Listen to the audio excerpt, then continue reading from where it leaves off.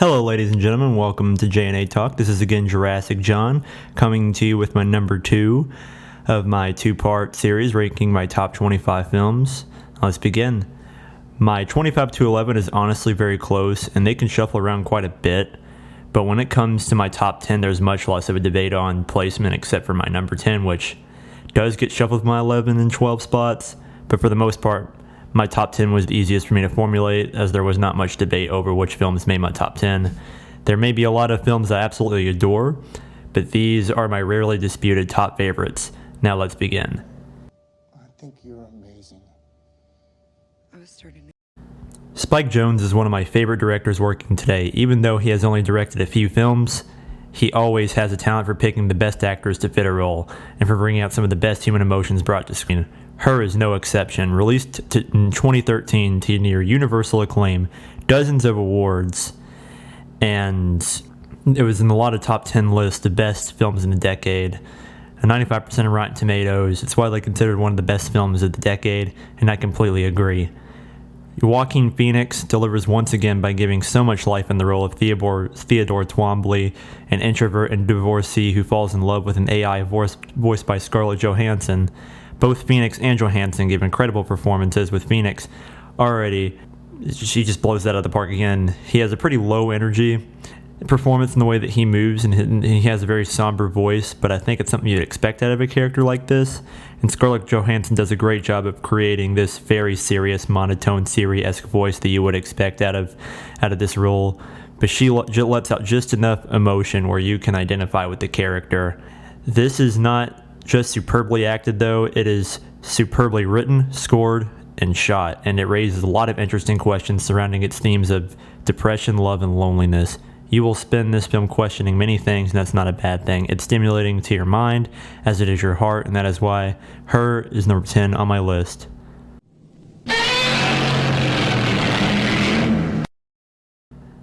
I am a massive Godzilla fan. I have been ever since I was 11 years old. There have been many great additions to this 30-plus movie franchise. Films like Godzilla vs. Destroyer, for instance, which is one of my favorite films of the 90s. I love that film, and it would probably make my top 40 list if I'd made a top 40. However, my favorite of them is still the 1954 original. I'm mostly talking about the American dub with Raymond Burr because I have yet to see the Japanese version. Just a disclaimer, this is an extremely immersive movie for me. Because I feel like it does a better job than any other kaiju film of making you feel like this actually happened. Raymond Burr's narration and performance gives off this documentary vibe, like he's like David Attenborough or something. Not to mention, you get a closer look of all the carnage caused and how the people are actually affected by Godzilla's destruction. My favorite example of this being a scene where you see like a massive amount of people that are like hospitalized, or they're dead, or they're covered in bandages, and just all this crazy stuff. There's also a scene with a mother holding her child while watching Godzilla wreak havoc on the city. The cinematography and direction is incredible. Ishiro Honda and his team do an amazing job of making the person-sized suit look like it towers over buildings, and the miniatures look actually quite convincing and give you this feeling of a real city being destroyed when Godzilla causes carnage. This movie ends with a very poetic and emotionally powerful ending, which I will not spoil, but it raises very real questions about the use of weapons of mass destruction, what people can do when they get their hands on them, which is especially powerful in this circumstance, considering this movie is very much the product of the devastation, the atomic bombs brought to Japan just 9 years before the film's release. It's pretty slow for a Godzilla film for today's standards, but if you can get past that, I can't recommend this enough for fans of monster movies and deep cinema in general.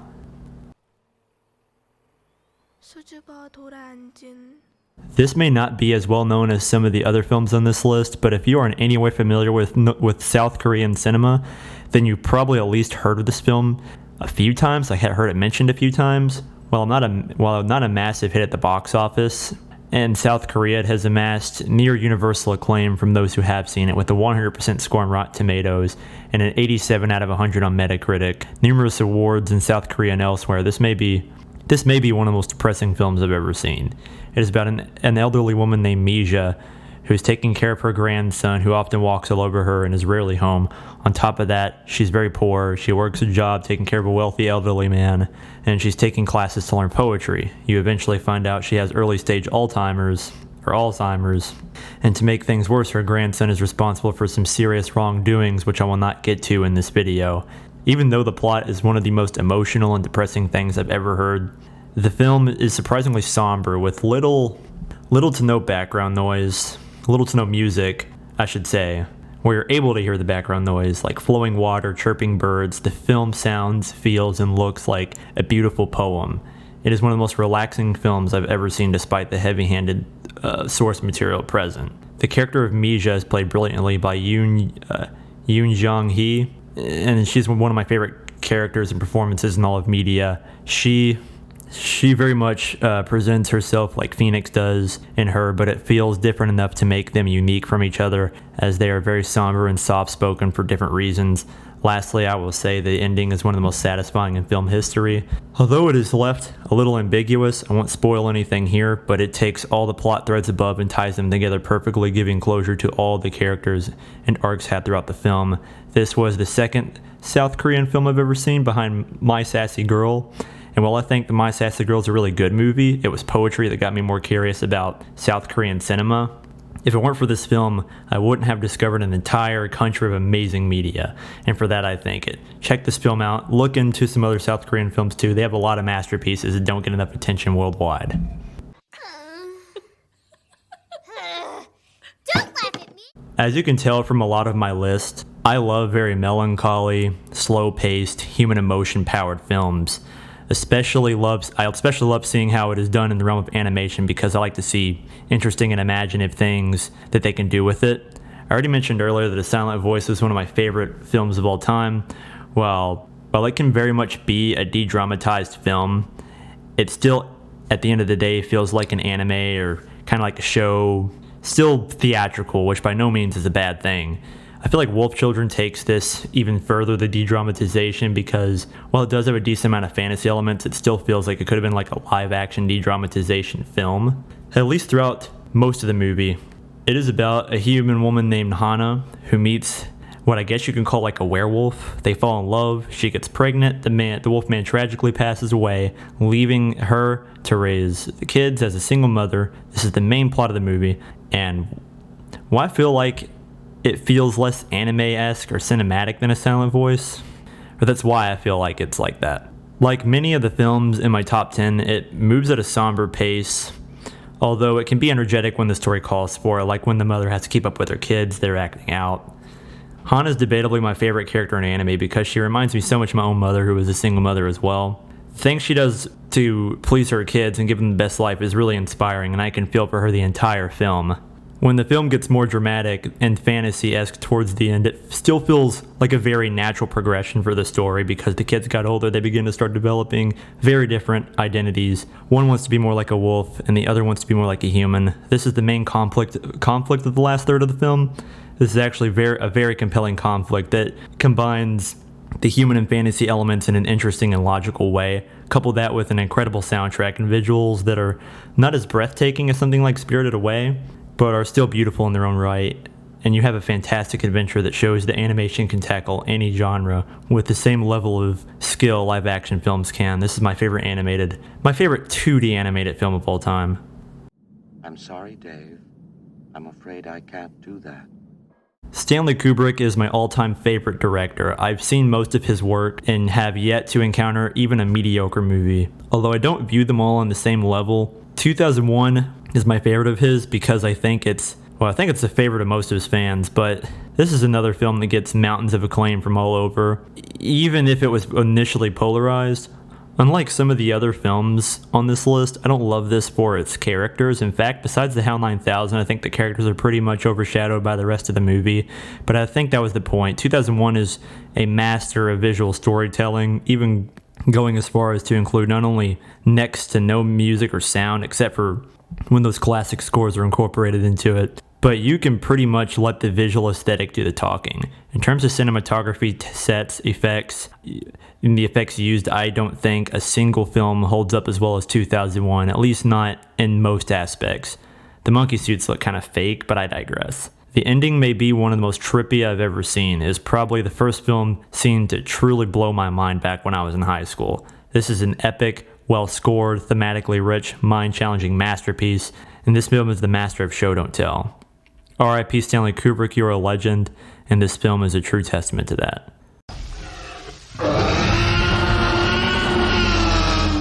This might have been seen from a million miles away considering I go by the name Jurassic John, have a T-Rex in my thumbnail. But that's not the extent how much I love Jurassic Park.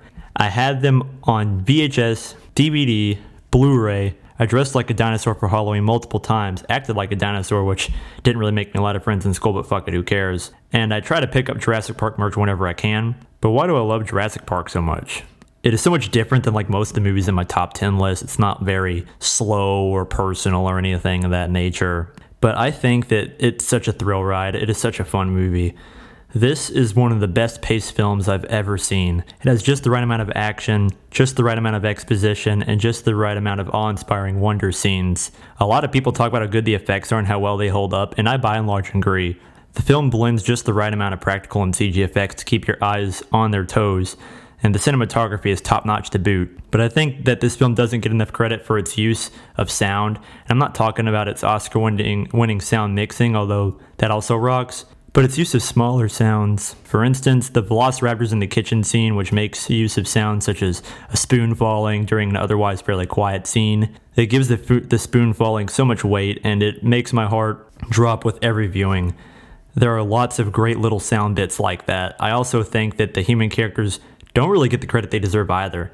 I think Sam Neill as Alan Grant gives a great performance, and his character development of learning to love and empathize with children is actually very compelling. The other characters are likable as well. Jurassic Park was my favorite movie for years, and while it no longer is my favorite movie of all time, it's still my favorite summer blockbuster, and it's the film I hold closest to my heart, because without seeing Jurassic Park as a kid and being awestruck by its imagination and thrills, I probably wouldn't be a movie buff today.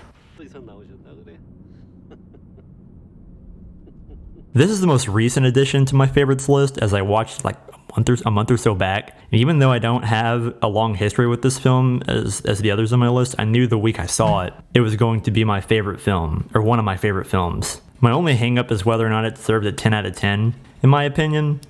I struggled with that for a while because it was so much different than my other 10 out of 10 films. But after careful consideration and some talking with my partner, I decided to make it my fourth 10 out of 10 rating, but I'll explain a little bit more why. For those of you that don't know, I Saw the Devil as a horror-esque thriller film about a man whose fiancée was murdered by a serial killer. After her death, the husband sets out to find the murderer. This is all I really care to spoil because I really think this film is at its most effective when you go in blind like I did. You just go in as blind as possible. You spend the first fourth of the movie thinking you know what the whole film is going to be about. But by the 30 or 40 minute mark, the film completely subverts your expectations. There are so many twists and turns that will keep you on your toes throughout the entire runtime, which is fairly long, I may warn you. It's about 2 hours and 20 minutes long, but it doesn't feel that way. This is one of the best paced films I've ever seen, with one of the most tightly written scripts ever put to paper thanks to screenwriter Park Hoon-young. But I also want to give credit to the solid direction by Kim Ji-woon. And last but definitely not least, the fantastic on-screen duo of Lee Byung-hun and as the protagonist, and Choi Min-sik as the killer. Honestly, Fantastic doesn't do their performances justice. The chemistry, or I guess anti-chemistry between those two is absolutely electric, and every time they interact in any way, you will be at the edge of your seat. So to answer why I gave it a 10, even though it hasn't given me the same emotional impact or related to me in the same way my top 3 did, I just think this film is so thought-provoking, so well written, so well paced and directed, so incredibly acted, so structurally perfect that I felt it would be a disservice to not give this a 10 out of 10.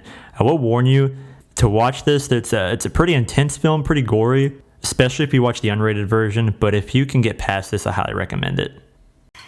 We should go to the zoo today after your speech. I hear it's really good. Co-directed by frequent Spike Jonze collaborator Charlie Kaufman and stop-motion director Duke Johnson, Anomalisa was released in 2015 at critical acclaim, but low box office return, which is pretty par for the course for a film like this, but it is a shame. I am hopeful that in the future, as animation gains more respect as a medium for adults, that people will look back on Anomalisa and recognize it for the superb emotional experience that it is, not only as a great animated film, but as an amazing movie in general. But, I digress. I'm not usually into romances that are either love at first sight or they fall in love in the span of a few days. This is probably the most believable romance I've seen in any medium. It makes perfect sense why these two characters would fall in love with each other.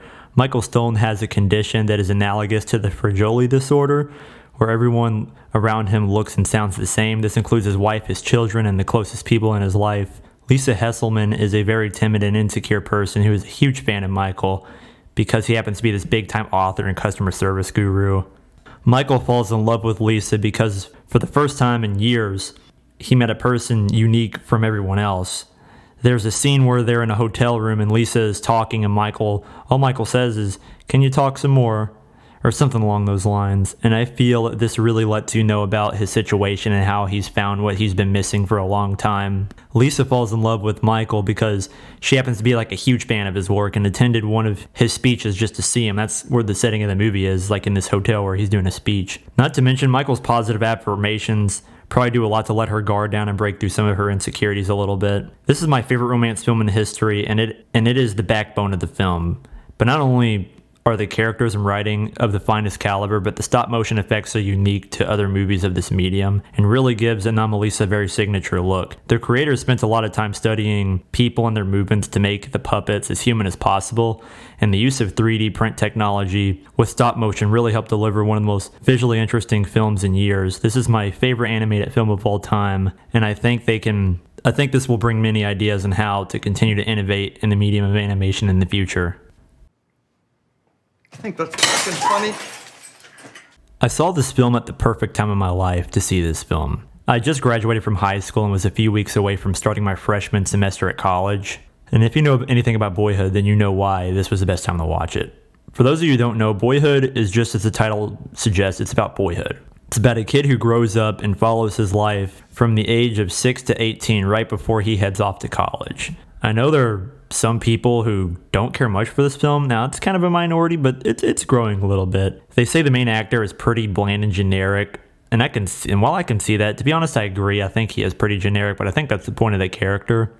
I think there's two reasons why I don't mind it and why I think that Richard Linklater chose to do this. For one, I think that this character played by Mason, or the character's name is Mason, he's played by L.R. Coltrane. He's more of a person than a character. By that I mean, yeah, like Mason doesn't have any super expressive performance or anything like that, but considering Mason is a more laid back, quieter kid throughout the film and a lot of the time in life, especially as a teenager, you don't really do much. You jerk off, you play video games, you ride your bike, you chill with your friends or do whatever. The second thing is I view Mason as more or less of a spectator character for you to experience this life with.